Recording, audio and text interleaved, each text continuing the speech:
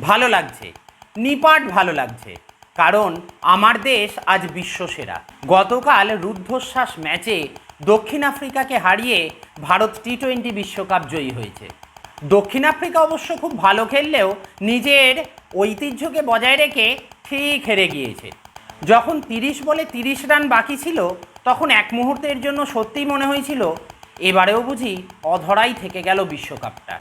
কিন্তু ভরসা একটাই, ওটা দক্ষিণ আফ্রিকা, প্রথমবার ফাইনাল খেলছে, চাপ রাখাটা একটু কঠিন হতোই। তারপর হার্দিক পান্ডিয়া, হ্যাঁ সেই হার্দিক যার ওপর দিয়ে অনেক ঝড়ঝাপটা গেছে। আইপিএলের সময় সকলের বারংবার ট্রোলিংয়ের শিকার হওয়া ছেলেটাই আজ আমাদের দেশের অন্যতম নায়ক।